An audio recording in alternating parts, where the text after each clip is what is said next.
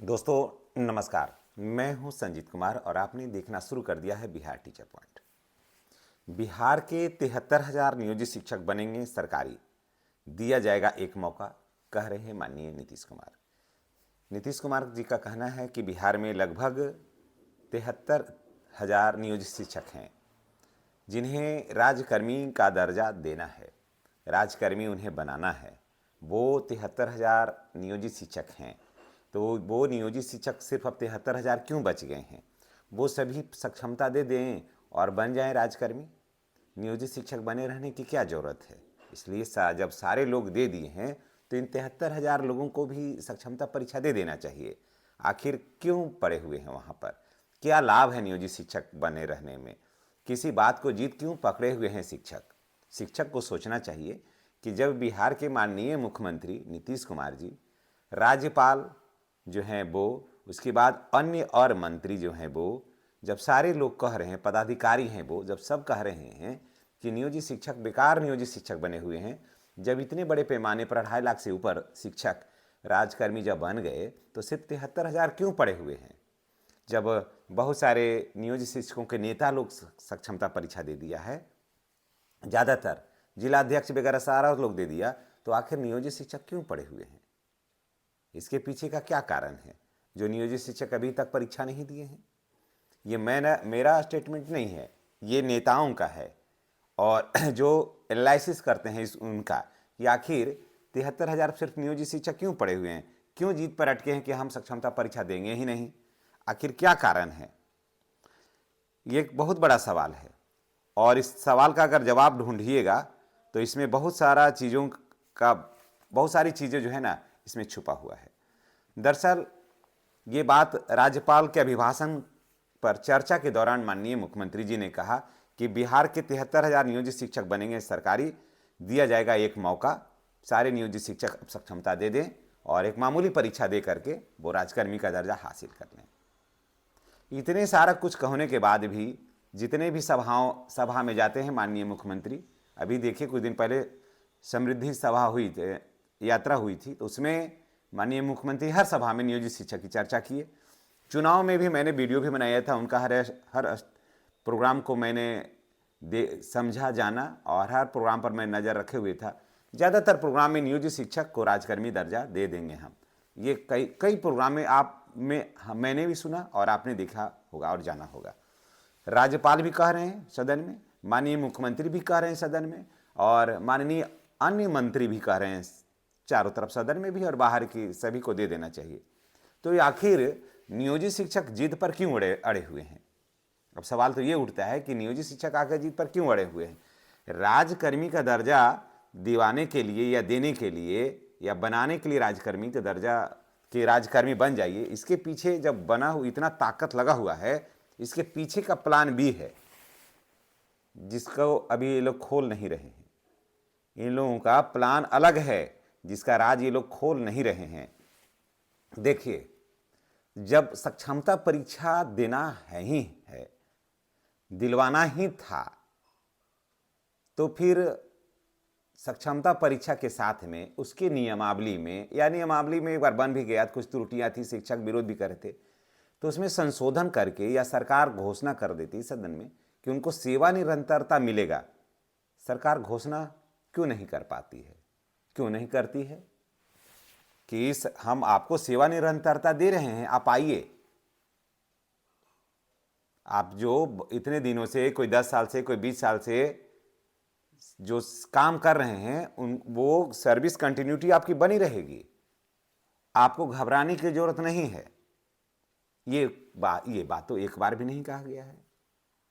वेतन संरक्षण था नियमावली में, जरा सोचिए, वेतन संरक्षण नियमावली में था, लेकिन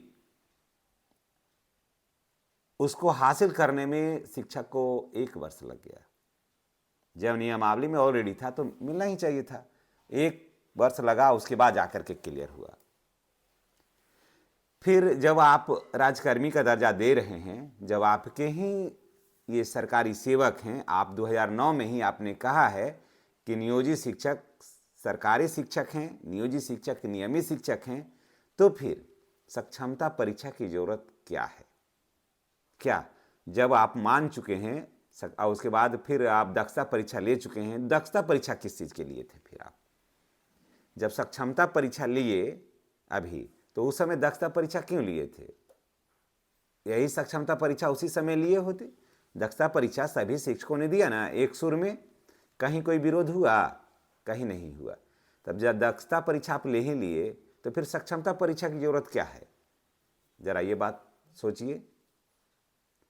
फिर जब सरकार तो हर जगह शिक्षकों को उलझा के रखी है, फिर जब सक्षमता परीक्षा दे भी दिए, छोड़िए वहाँ भी बात, वहाँ भी नहीं हुई बात हमारी, हम छोटे कर्मचारी हैं तो हमारी बात सुनता भी कौन है, वहाँ भी नहीं हुई बात। तो जब हम सक्षमता परीक्षा हमारे शिक्षक दे के चले गए, हम लोग दे के आ गए इसमें, तो फिर एनपीएस का लाभ 2025 से फिर क्यों? नियुक्ति तिथि से क्यों नहीं? जबकि हम तो ऑलरेडी उधर ही से काम कर रहे हैं। ऐसा लगता कि देखो आए सरकार के आदेश पर और माननीय मुख्यमंत्री जी के बातों पर, तो हम लोगों को देखिए एनपीएस का लाभ दिलवा दिए भाई 2003 से 5 से, जब से मैंने नियुक्ति थी है तब से। तो ऐसा तो नहीं हो पाया। तो कब से मिल रहा है? तो 2025 से। क्यों? कि अब आप बने हैं आज से, तो आज से बनिए। तो फिर 20 साल जो हमने सेवा किया वो उसका क्या होगा? कोई नहीं सुनता है इस बात को।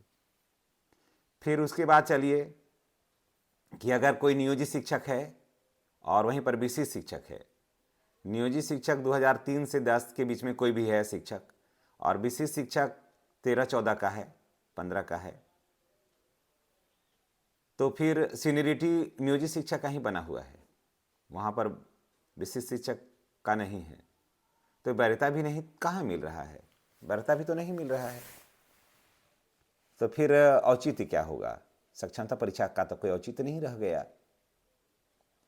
फिर 20 वर्ष जो हमारी सेवा है, जो 20 वर्ष हम लोगों ने विद्यालय में समय दिया, जाले लगे हुए स्कूल को साफ किया, ताले लगे हुए स्कूल को खोला, गर्त में गई हुई शिक्षा व्यवस्था को हमने सजाया संवारा, आज बिहार पटरी पर आया है।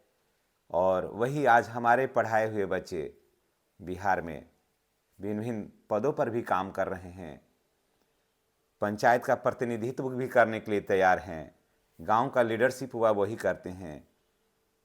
फिर वो मेरा 20 वर्ष का क्या होगा या क्या हुआ जिससे मैंने खपाया?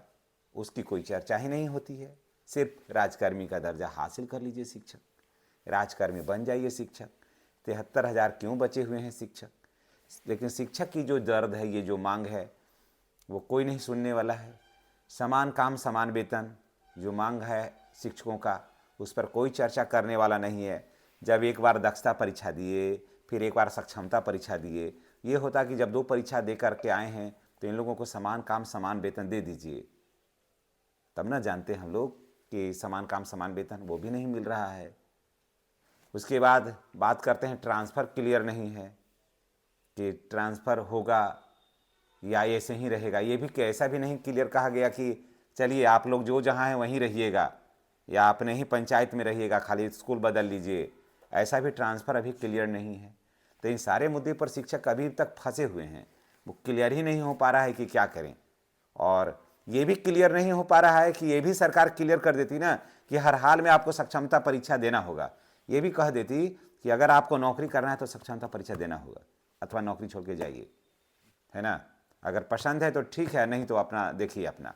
ये भी नहीं कहती है। यहाँ ये भी कहती है कि ठीक है, इच्छा है तो सक्षमता परीक्षा दीजिए, ना है तो चलिए कोई बात नहीं, आप जहाँ हैं वहाँ बने रहिए।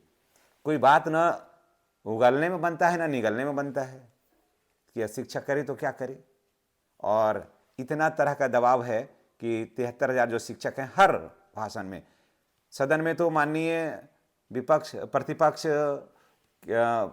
तेजस्वी यादव टोक भी दिए इस पर मुख्यमंत्री जी को कि नियोजित शिक्षक के मुद्दे को 6 बार आप कह चुके हैं, आप कितना बार कहिएगा? सोच लीजिए। यानी ये मुद्दे को सुनते सुनते और भी लोग अजिया गए हैं कि अगर जो नहीं बनना चाहते हैं तो फिर दबाव क्यों है?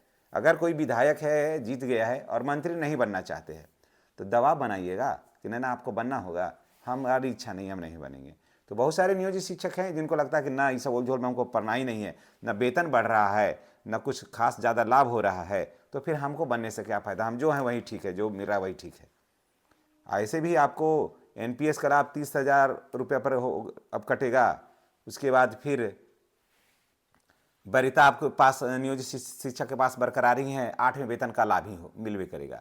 जो अनुकंपा नियोजित शिक्षक में है वही अनुकंपा विशिष्ट शिक्षक में भी है। अंतर तो कहीं कुछ भी नहीं ज़्यादा लग रहा है। तो फिर नियोजित शिक्षकों को लगता है कि यही ठीक है। तो माननीय मुख्यमंत्री जी कह रहे हैं कि 73,000 दे दीजिए, इसके पीछे प्लान बी है, वो अभी क्लियर नहीं हो पा रहा है दोस्तों। प्लान बी वो क्लियर नहीं हो पा रहा है, और वो अगर क्लियर आज हो जाता है तो रास्ता साफ साफ क्लियर हो जाता है। लेकिन आज भी सस्पेंस बरकरार है कि उसके बाद क्या होगा, लेकिन कुछ ना कुछ होने वाला निश्चित रूप से है। तो क्या होगा, जो शिक्षक सही है उससे डरने की जरूरत नहीं है। बहुत होगा तो पेपर वेरिफिकेशन होगा, ये तो एकदम होगा ही होगा। फिर अपना मूल विद्यालय छोड़ना होगा, सब छोड़ेंगे, हम लोग भी छोड़ेंगे, अपने नियोजन इकाई में कहीं भी जाएंगे, फिर देखा जाएगा। तो चलिए इसी के साथ हम आपसे विदा लेते हैं। अगर आप नियोजित शिक्षक हैं तो भी ये सब घोषणाओं के बाद, इतना सहने के बाद भी अगर आप बने हुए हैं तो आप वाकई बधाई के पात्र हैं। धन्यवाद।